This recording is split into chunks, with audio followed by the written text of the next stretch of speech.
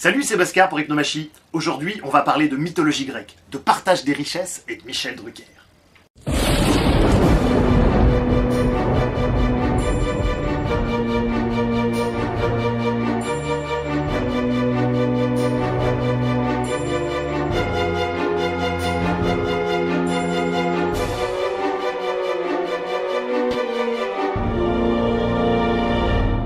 Il y a des choses dans l'existence dont la longévité me fascine. Les grandes tortues de mer, la culture bretonne, les émissions avec Michel Drucker. Et puis il y a des notions qui me laissent beaucoup plus perplexe. Il y a encore des gens au XXIe siècle qui considèrent que les relations humaines sont des jeux à somme nulle. Qu'est-ce que c'est qu'un jeu à somme nulle? Un jeu à somme nulle, c'est très simple, c'est quand ce que gagne l'un, l'autre le perd. Les échecs et le football sont des jeux à somme nulle. Ça veut dire qu'il y a un gagnant et un perdant, et qu'on ne peut pas gagner tous les deux. Aux échecs, c'est pas possible de gagner tous les deux. À la limite, on fait match nul, mais c'est pas... au football, on fait match nul, mais c'est... Un jeu à somme nulle, quand quelqu'un gagne quelque chose, l'autre le perd. Et bien vous avez encore des gens aujourd'hui, au XXIe siècle, qui considèrent les rapports humains, que ce soit les rapports humains dans le sens social, les interactions humaines, ou dans l'économie aussi, ou dans la politique, considèrent que les rapports humains peuvent être des jeux à somme nulle, au XXIe siècle. Alors du coup, effectivement, si on a cette conception, eh ben, on va forcément être pour l'usage de la force. Vous avez des gens comme ça, même des personnes qui se proposent d'être élus à la présidence de la République, qui, au cours de la dernière campagne, nous ont gratifié d'un certain nombre de slogans extrêmement violents. Des propositions qui n'ont de sens que si on se représente la vie comme un jeu à somme nulle.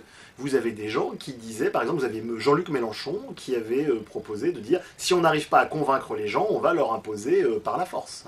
Vous avez Nathalie Arthaud, par exemple, qui était sans problème pour l'usage de la force directement. On va s'en aller. Eh bien, moi, je suis pour les menacer, tout simplement, de les exproprier. Mais à chaque fois, ça s'appuyait sur des visions du monde qui étaient des jeux à somme nulle. En économie, une notion qui se base sur cette vision du monde, c'est la notion de partage des richesses. Partage des richesses, vous avez le gâteau, puis vous dites, on est autour du gâteau, puis on coupe le gâteau en un certain nombre de parts. C'est sûr que si on voit les choses comme ça, c'est normal, chacun doit avoir sa part des richesses, ouais, c'est vrai. Mais ça, c'est une vision totalement statique des rapports humains, c'est une vision totalement statique de la politique, c'est une vision totalement statique de l'économie et des flux d'énergie. Une vision beaucoup plus contemporaine aujourd'hui, la question c'est comment est-ce qu'on peut créer des richesses.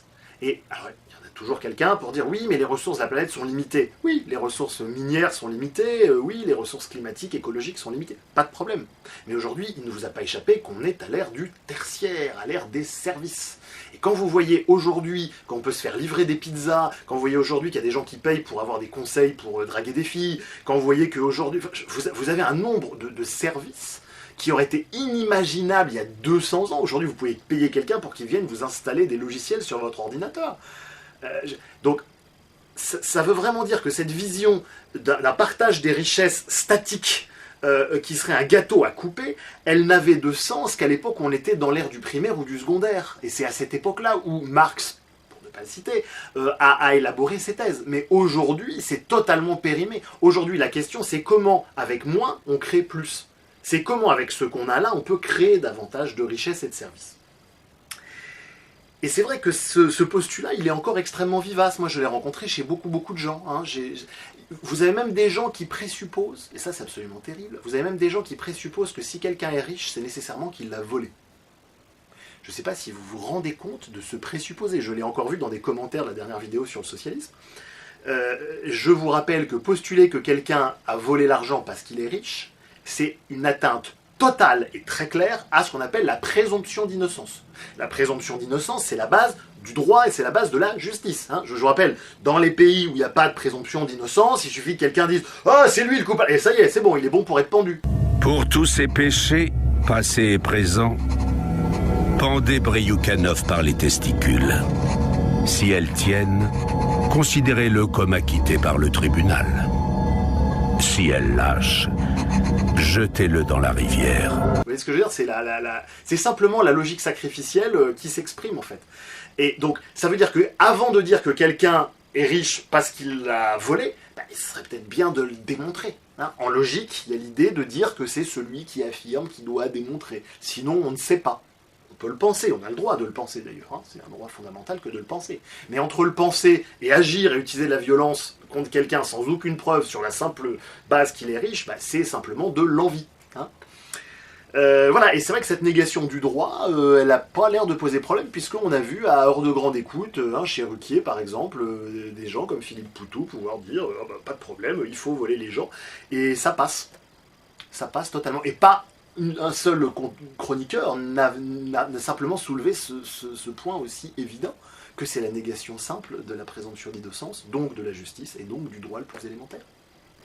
Alors pour avoir discuté de ça avec des milliers de gens, hein, des milliers, pas des centaines, des milliers de gens, en fait, dans l'immense majorité des cas, pour ne pas dire en fait dans tous les cas, c'est juste de l'ignorance. C'est juste l'ignorance des concepts mêmes de jeu à somme nulle, jeu à somme non nulle. Hein. Par définition, un jeu à somme non nulle, ça veut dire qu'on peut tous gagner ensemble, on peut faire du gagnant-gagnant. Vous avez énormément de gens comme ça qui sont violents et adoptent des logiques sacrificielles uniquement par ignorance des alternatives. Ignorance des différentes techniques qui permettent une vie gagnant-gagnant, que ce soit au niveau relationnel, économique, politique, etc. Et c'est vrai que c'est pas simple de les retrouver sans un minimum de formation et de lecture sur le sujet, parce que le cerveau a toujours tendance à refaire avec ce qu'il connaît. Hein. Je vous rappelle, dans la mythologie grecque ancienne, vous aviez tous les monstres, vous savez, les chimères, les centaures, les minotaures, c'était toujours des espèces de recombinaisons de ce qu'on connaît. C'est vraiment très difficile pour le cerveau d'aller chercher au-delà et de ne pas refaire avec tout ce qu'il vit au quotidien. Donc c'est vrai qu'un individu qui vit au quotidien dans une logique sacrificielle va avoir beaucoup de mal, fatalement, à penser ce que peut être des logiques relationnelles, économiques, politiques, non sacrificielles. C'est normal. C'est pour ça que ça demande une certaine forme d'initiation. Hein. Donc c'est vraiment terrible parce que ça maintient les individus dans des schémas de pensée statiques, où il n'y a pas de dynamisme, où on ne peut pas créer justement comme ça de la richesse. Vous aviez une vidéo que j'ai vue il n'y a pas longtemps, où vous aviez Emmanuel Macron qui était dans l'usine Whirlpool. Et dans cette usine, il essayait d'expliquer aux gens, il disait... effectivement, vous allez perdre votre emploi, mais on va vous prendre en charge, on va vous reformer. Et les gens disaient, reformer, mais non, c'est terrible, il va falloir que je change, en fait. Il va falloir que je sorte d'un système statique qui dise, bah voilà, moi je suis ouvrier, je sais faire tel truc, et ben je vais faire tel truc toute ma vie. Bah non. Aujourd'hui, effectivement, dans un monde mondialisé, celui qui ne s'adapte pas va avoir du mal à survivre. En tout cas, plus que celui qui veut rester absolument statique.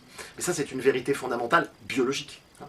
Et bien sûr, je ne suis pas en train de faire une ode à Macron, hein. Personnellement, je n'ai pas voté, voilà. Mais je dis juste que, dans un monde en perpétuel mouvement, s'arrêter un instant, c'est prendre un retard impossible à rattraper. Voilà. C'est simplement que c'est une vérité biologique fondamentale. Et le politique et l'économique ne nous fera pas sortir des lois de la biologie, tout simplement. Et ça, c'est vraiment terrible parce que dans l'idéologie marxiste, Marx n'avait pas compris la notion d'offre et de demande. Hein, je vous rappelle, hein, pour Marx, les biens ont un juste prix. Hein, c'est-à-dire qu'un café, ça vaudra toujours 2 euros, toujours, peu importe où vous le prenez, quoi, ou 1,50 €, peu importe où vous le prenez. Il n'avait pas compris qu'un verre d'eau dans le désert, ça a beaucoup plus de valeur que juste à côté d'une source. Il n'avait pas compris ça. Et aujourd'hui, vous avez encore des gens au XXIe siècle qui continuent à penser le monde, à penser l'économie, au travers comme ça de ces idéologies statiques platoniciennes dans lesquelles il y a une espèce de vérité absolue et éternelle qui ne prend pas compte du contexte. Et je trouve ça simplement totalement aberrant. Et le fait que les relations, par exemple économiques, ce ne sont pas des jeux à somme nulle, tout le monde en a déjà fait l'expérience. Quand vous prenez un café, le barman, il peut-être, quand bien même le barman s'intéresserait davantage à vos 2 euros qu'on fait vous faire plaisir avec le café, c'est très bien comme ça, lui il a gagné de l'argent, c'est très bien, et puis vous avez votre café, c'est très bien, c'est-à-dire que les deux ont gagné quelque chose. Et ça c'est classique dans tout ce qui est tertiaire et dès qu'il y a des échanges commerciaux, sinon on ne fait pas d'échanges commerciaux. Dans les rapports humains, vous retrouvez exactement la même notion. Quand 2 personnes passent du temps ensemble, c'est bien que c'est plus enrichissant pour chacune des personnes de passer du temps avec l'autre que de rester simplement toute seule. Donc, penser le monde en termes de jeu à somme nulle, où il y aurait forcément une personne qui gagne ce que l'autre perd, c'est d'une part totalement périmé comme façon de se représenter le monde, et puis ensuite, ça va à l'encontre du vécu le plus basique que vont faire 99,9% des personnes qui vont regarder cette vidéo. Et pourtant, on a encore, aujourd'hui, hors de grande écoute, des gens qui vous soutiennent que si quelqu'un a de l'argent, c'est qu'il l'a volé, etc., etc. Sans la moindre preuve, évidemment. Voilà, j'espère que ces histoires de jeux à somme nulle, à somme non nulle sont un tout petit peu plus claires, que vous voyez surtout à quel point ça fonctionne encore parfois en jeu à somme nulle dans justement l'économie, la politique, les relations humaines, etc. Si jamais cette vidéo vous a plu, vous pouvez la partager, j'ai vraiment besoin de votre aide pour faire connaître un petit peu ces vidéos. Et vous pouvez aussi nous rejoindre sur la page Facebook Hypnomachie. Et un grand merci aux gens sur Tipeee. Salut Internet!